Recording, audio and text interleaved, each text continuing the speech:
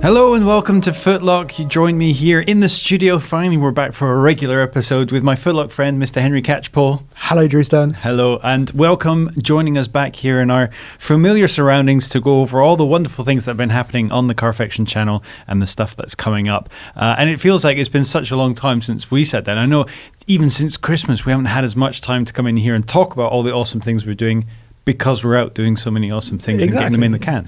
And hopefully you've been enjoying everything that's been going up on the channel. And we'll cover a couple of things that have been going up quite quickly, quite soon I should say, but we should get into some of the things that are developing in the world of cars. It's the news. The news, as it's more frequently referred to. There are two major shows going on right now. You're obviously watching this on the Saturday when this comes out because you're a dedicated Carfection fans, and every Saturday you tune into YouTube in the hope that there's a new episode of FtLoC, and today I'm glad we didn't disappoint. But earlier in the week, or today in fact, as we're talking, there have been both the Shanghai Auto Shows and the New York Auto Shows.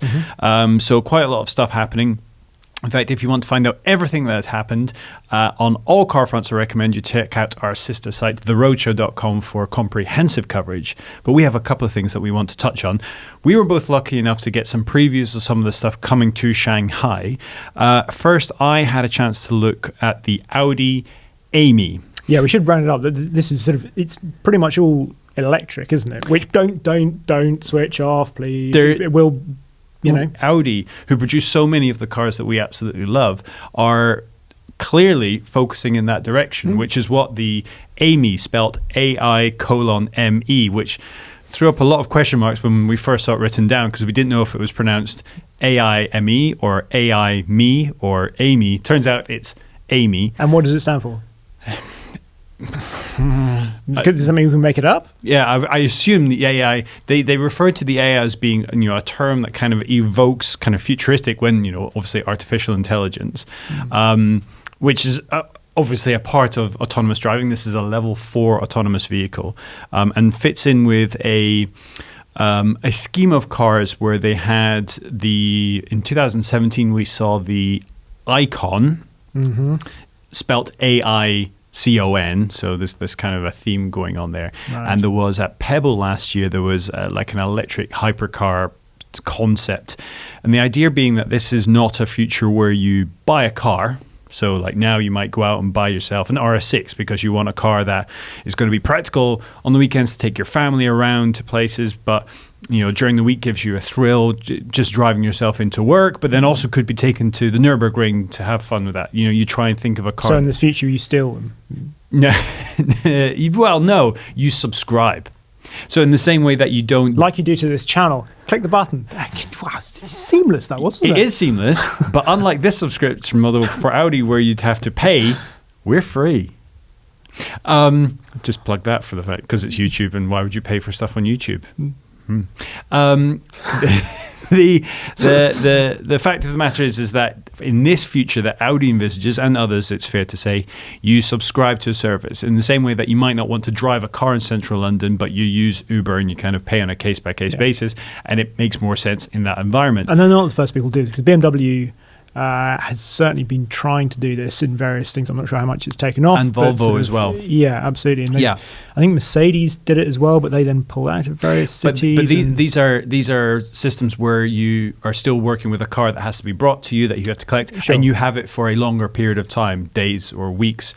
This is this concept of a car ownership, a mobility service, as I think they call it, is you subscribe. So instead of being an Audi customer, you are like an Audi subscriber, in the same way that you don't buy Blu-rays, but you subscribe to Netflix. And so say on my day-to-day commute, I need a city car. So on this app, this is all pie in the sky at the moment, but what they envisage is that you have an app and you say, I just need to commute 4 miles to the office, and a car pulls up, you get in, maybe you're sharing it with other people who are doing the same, going in the same direction, or however that works out logistically, and that just ferries people back and forward over short distances. But then say you've got a business meeting 2 towns over, that's maybe a 50-mile ride, you would use something like the Icon, which is a kind of more living room on wheels that can take you a longer distance. But then at the weekend you want to have a track day, so you use the app to transport you to the track with one particular car, and then waiting there at the track is your track car, which you just use for that. There's a lot of question marks, like why would I want to have a track day with a car I'm not that familiar with, that someone else has been driving, and how the logistics work. At the moment, they're just showing us what these cars can look like, and the AMI, which we saw, which was unveiled at Shanghai this week, is for those short journeys. So those more stressful, I need to get into work on time, or I've had a tough day at work, I just need to get home.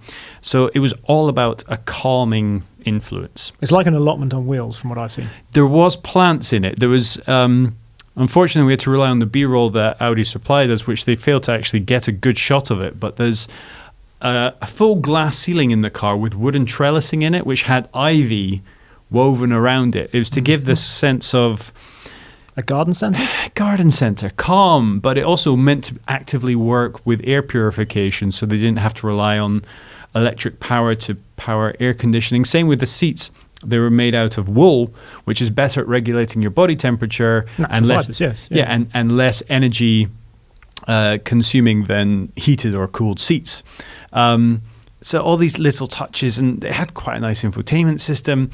And I think, we put a video out on the channel. You can get a good look at the car. I think you remarked on it, and it was remarked in the comments as well, that it bears a striking resemblance to a car from Audi's past. Oh, the A2, yes. Yeah. In both which proportions. Wasn't a massive sales success for them, but was a very cool car. It was all aluminium and light, and sort of ahead of its time, really. I think it maybe clearly by about 20 years if this kind of self-driving electric car. So it's level 4 autonomy. Level 4 so we should explain. So there are 5 level 5 autonomy is it does everything for you. Yeah, it drives to you. If you don't even look at, there's probably not even a wheel in the car, sort of thing. Living room on wheels, where it's 4 is one below that, where you can take your eyes off the road and stuff like that.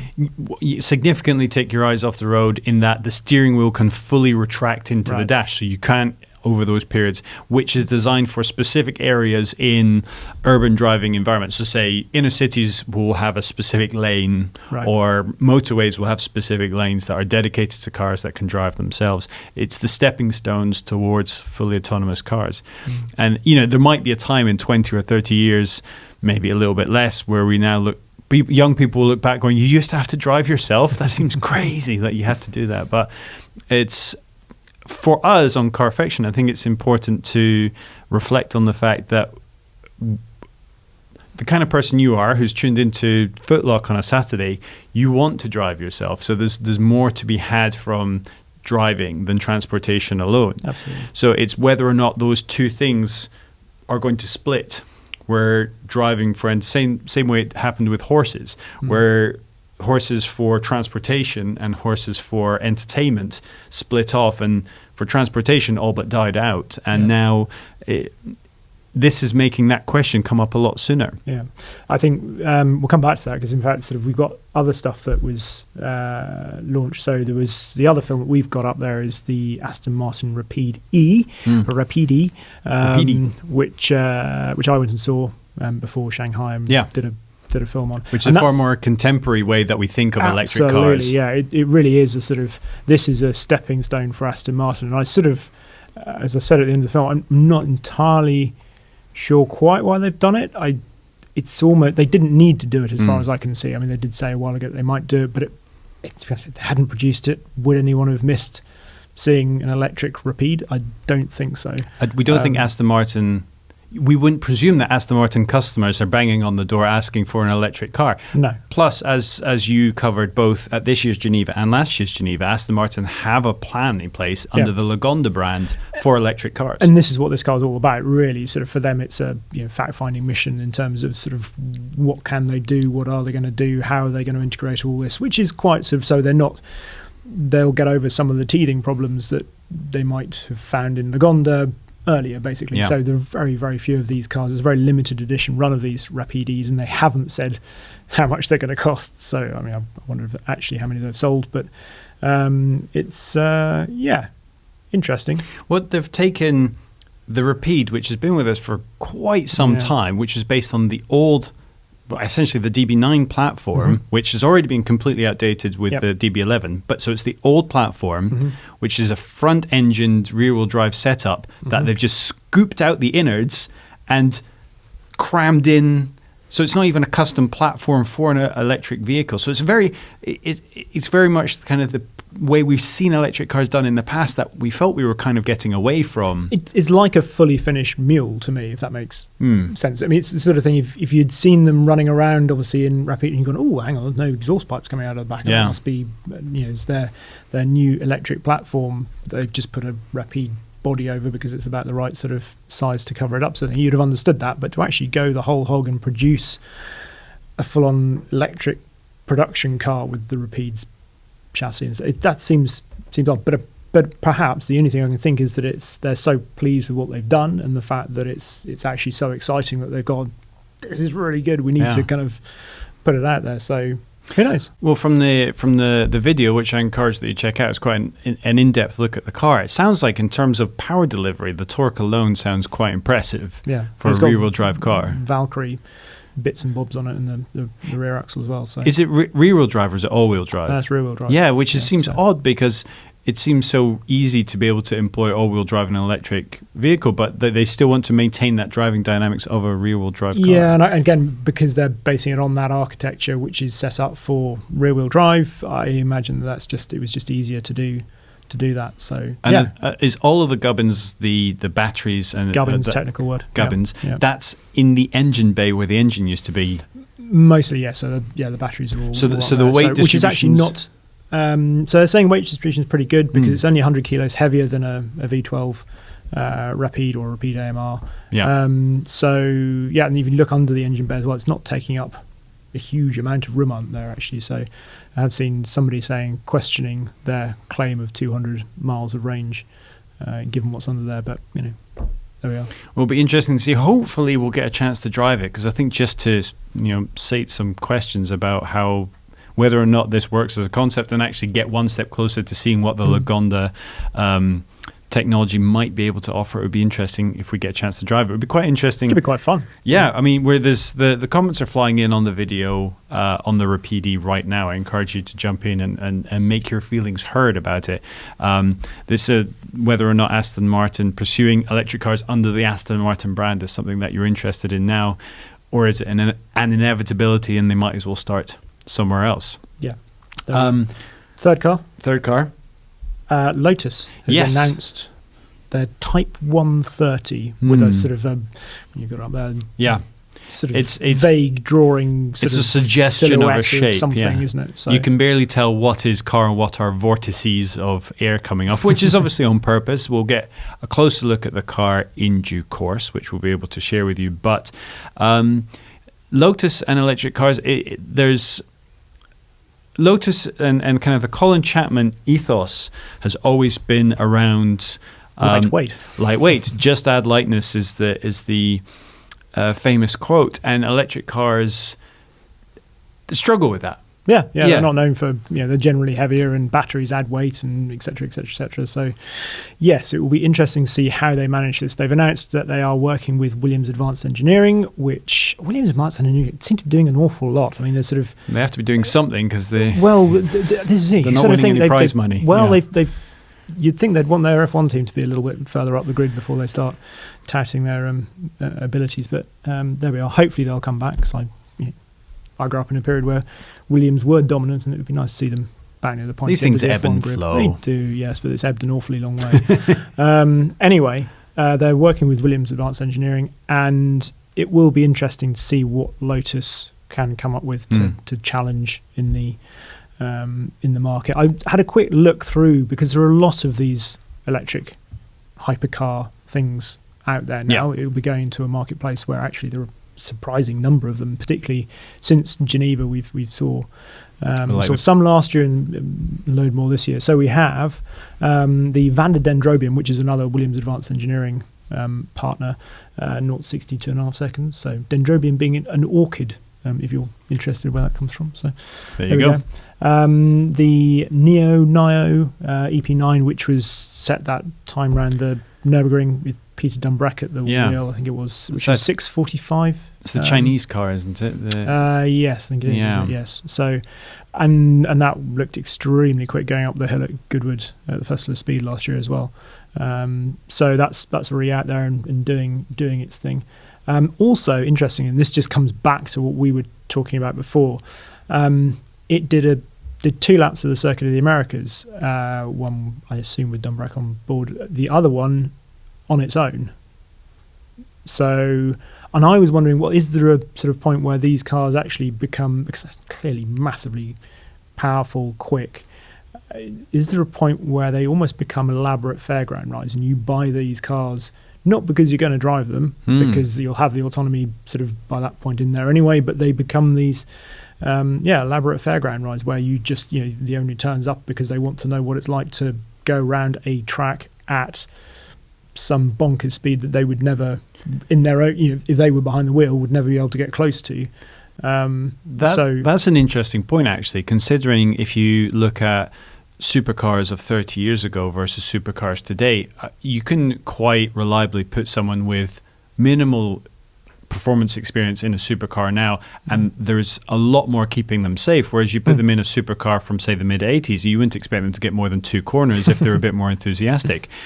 There are more things working behind the scenes to keep you safe. Inevitably, there is a point where I guess there'll be a hot lap mode. So not just track mode, like hot lap mode, where you just press a button and you sit back and you let the car do its lap, which might end up being the way cars are benchmarked. Like you don't rely on because now you need the best driver to get the best out of a car, but maybe the driver is always only ever holding the car back, and it's how little it's holding it back. Absolutely, yeah. So it's a terrifying future where we might not even have to do that. Well, it's a sort of it's a different sort of theme park ride, isn't it? Sort of. So that was just something that occurred to me in there. That might be a question we have to delve into deeper a little bit more, the philosophical side of whether getting a ride along can never be as fun as driving yourself. I don't think so, but there we go. Tesla Roadster. Now we get into, so a load of them. Tesla Roadster, 0 to 60, 1.9 seconds. Aspark Owl, which we'll come back to, also 0 to 60, 1.9 seconds. It feels like a load of them announced 0 to 60 times that they potentially, I think the Owl has actually recorded 0 to 60 in 1.9 seconds. I feel like at some point you're going to be able to slip in a name that's just made up, because they're getting more and more ridiculous. Exactly. We then got Rimac, who are obviously supplying a lot of the drivetrains to a lot of people, and Porsche has bought into Rimac, bought a stake in them as well.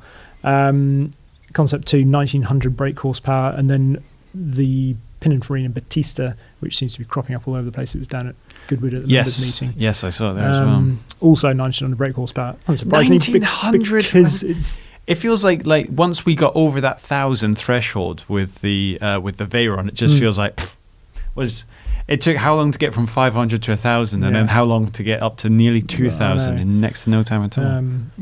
Rimac Concept 2, 0 to 60, 1.85 seconds. So it's just, I don't know. The mind boggles. And then they're saying things like the next R8 will be potentially electric as well. I saw that on someone on Instagram, I think, the other day. Somebody saying they've been because there was the e-tron, which was in Iron Man, where that Tony Stark drove. That got everyone excited about the idea of an electric R8. Yeah. So the Aspark Owl, though, I wanted to come back to that, because it's a bonkers name, and I just like saying the Aspark Sounds like Owl. something from Harry Potter. I know, yes, it does, doesn't it?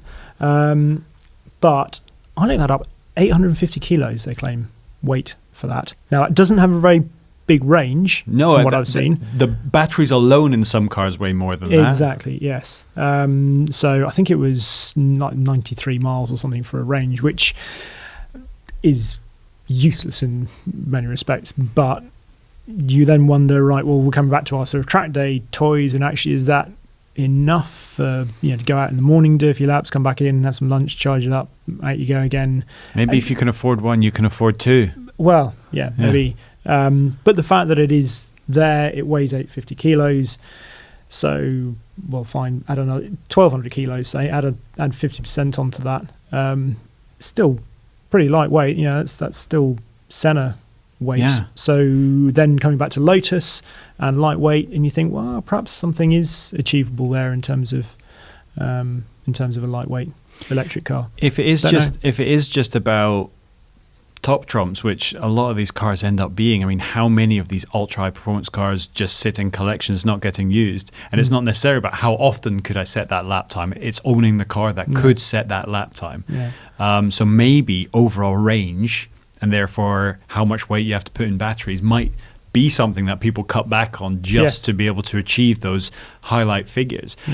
All of this, of course, is helping develop tomorrow and the day after tomorrow's electric driving technology for cars that the likes of us can afford. But well, I hope so. It's sort of the trouble is, again, though, if you've got only very few companies actually producing this stuff, how much sort of competition is there? I suppose there must be, but it's but it helps when it's encouraging when you see companies like Rimac who are making cars which are going to be rare as hen's teeth, but then working with Porsche, so that technology, those innovations are getting carried into cars that are actually going to be seen out on the road. So it's, I mean, again, I think it was Richard Meaden wrote a column about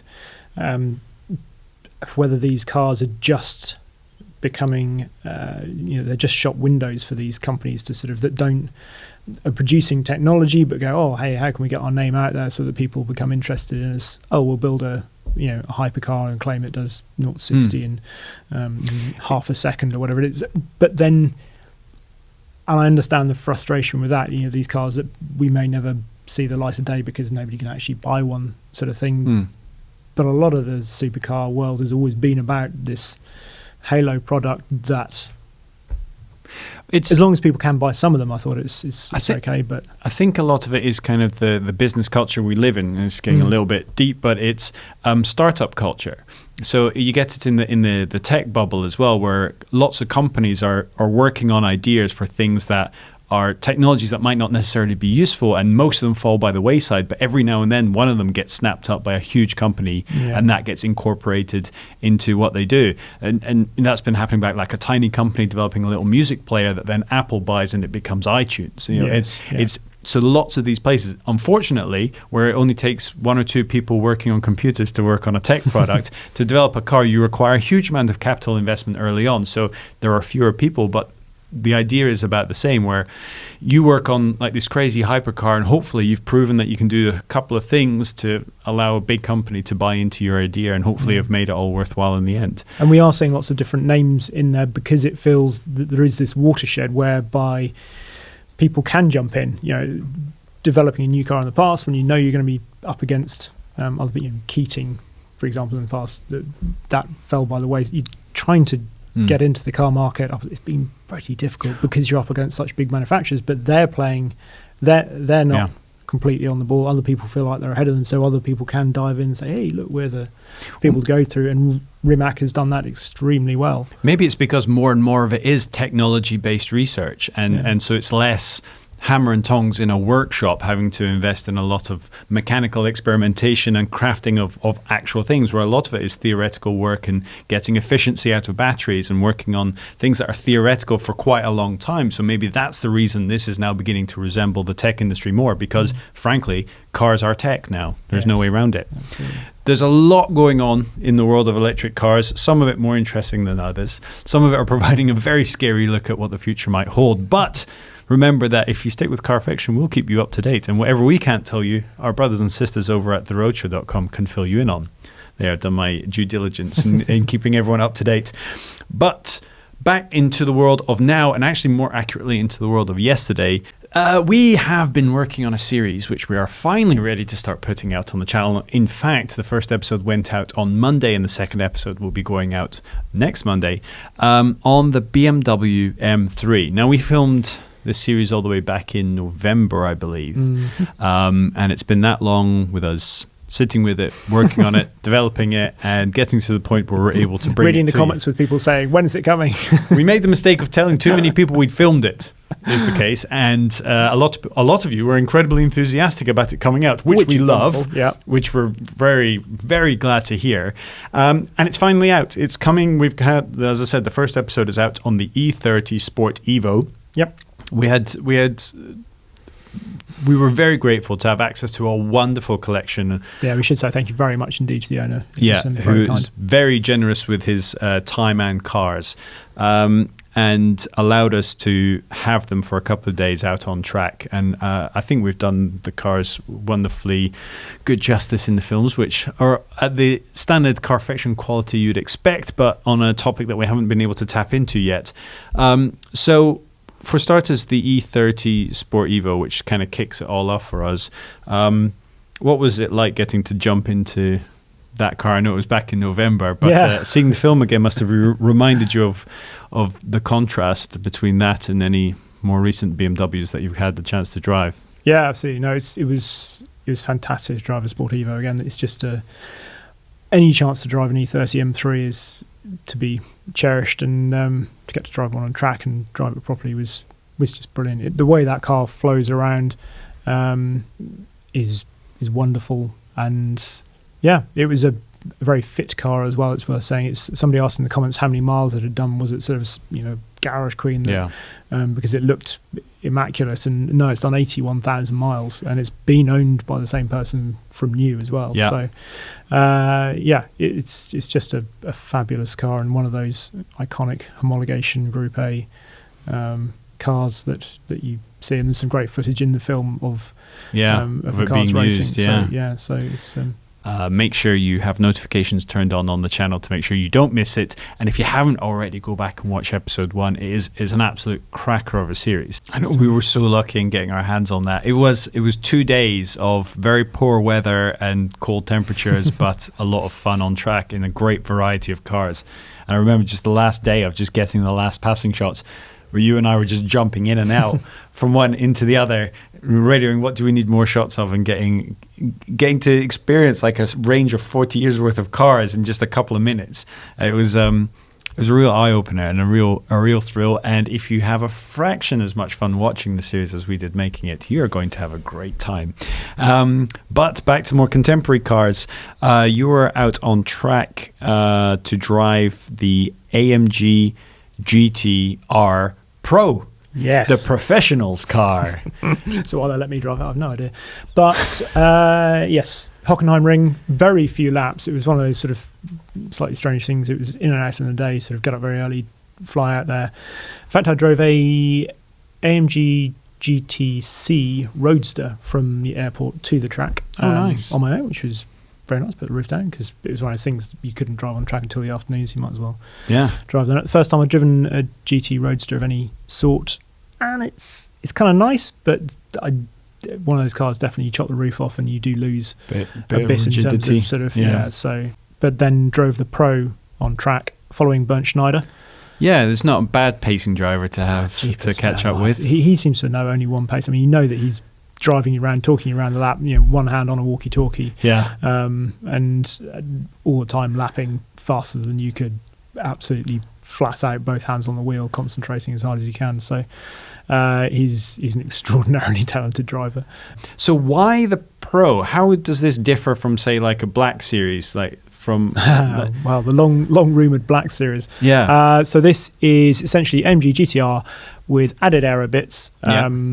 Around the front, tiny little sort of gurney strip along the trailing edge of the rear wing, some stiffening underneath, and then the biggest thing is probably the dampers, so adjustable for compression and rebound, and high and low speed compression, and a good set of dampers makes a huge difference. Really, it's one of those things you sort of, if you've driven a rally car or something like that with really good set of dampers on, it is amazing what they can deal with, and just how kind of pliant they actually are while still offering support. So that's probably the biggest difference. Of course, they then need servicing generally a lot more frequently, which is why you don't put them regularly on road cars, even something like probably the GTR non-pro version. So yes, it was very good from laps I had, and I thoroughly enjoyed it. Somebody said, why did you keep comparing it to GT RS? And it's because that is the benchmark really for those sorts of cars. It does feel like you've got a lot of long bonnet out in front, as I said, in the same way that you have to deal with a rear engine in 911, you have to deal with a long bonnet. It's just something to cope with. Go somewhere. Doesn't make it bad.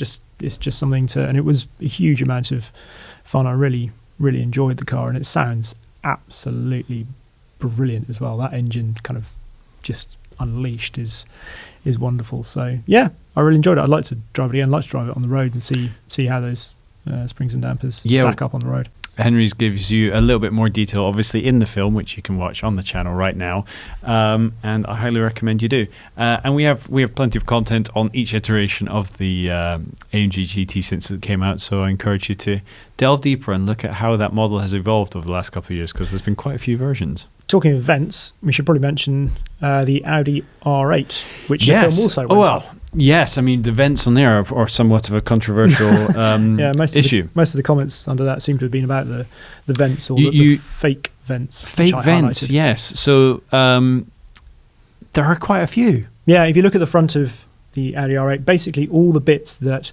are different to the previous generation, they don't do anything. They look like they should. They look like air should channel through them to do all sorts of funky things, and there's the 3 slats underneath the front boot lid, but they don't do anything. They go nowhere.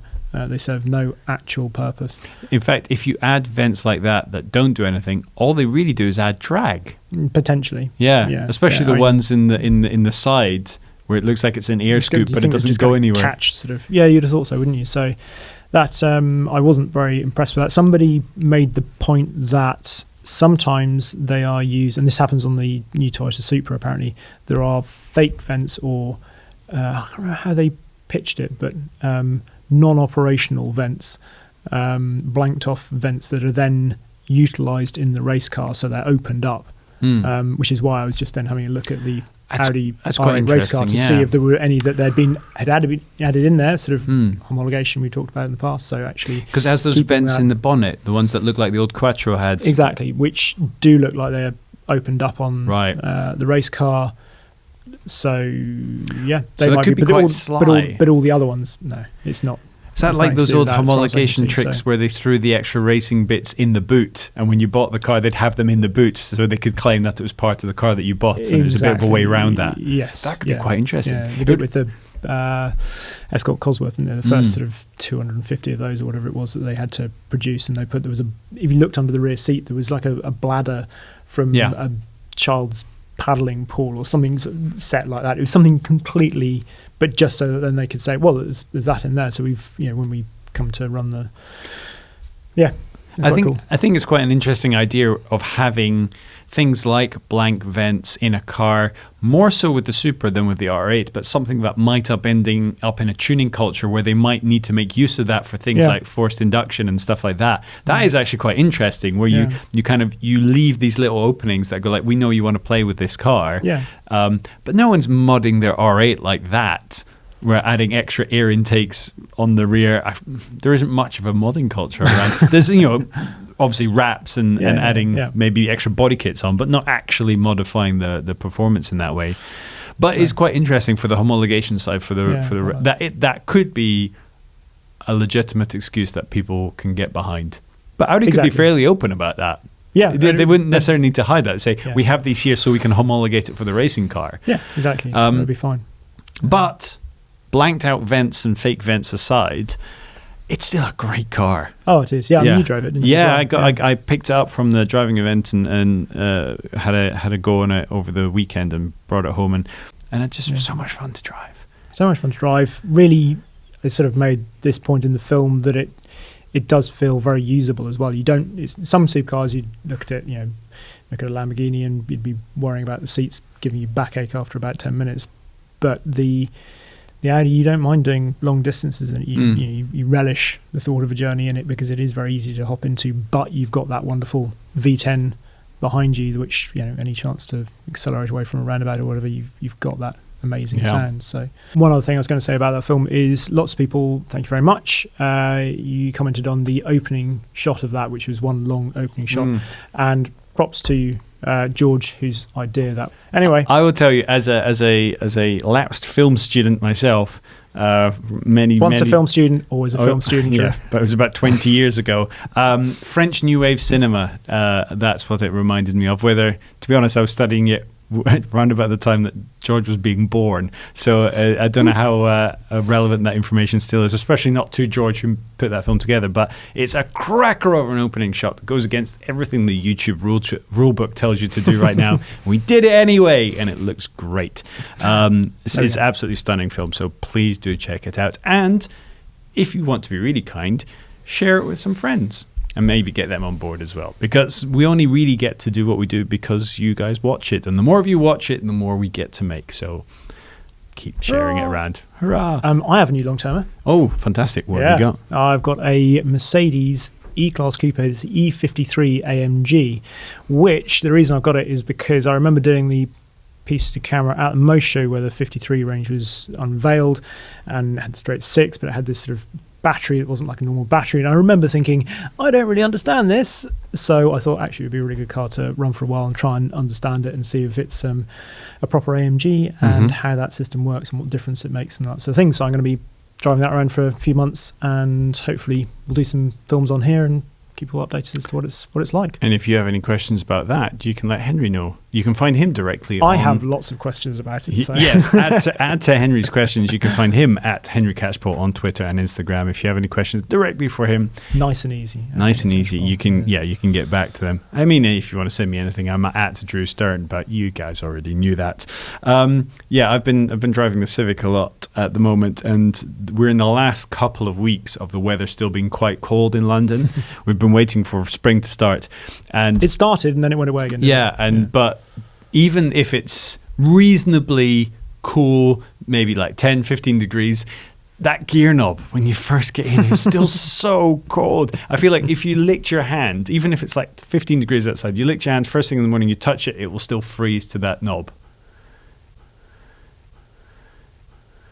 It's that cold. Why would you lick your hand? I don't know. I haven't done that, and it's just occurred to me that it'd be kind of gross because we kind of share the car. Yeah. So if you go in and the gear knob is a bit wet, you know what's happened. Okay.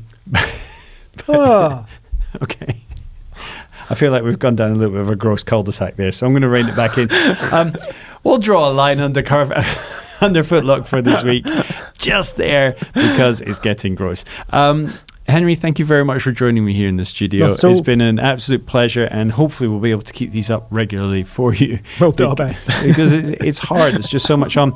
Remember, you can follow us on Instagram at Carfection Films or on Twitter at Carfection. And you are clearly one of our biggest fans because you've got it this far into an episode of FtLoC. So you are already subscribed. But if you haven't hit the bell icon, make sure you do. It helps you stay updated on every new film that we put out. But for now, from Henry and from myself, until next time, goodbye. Goodbye.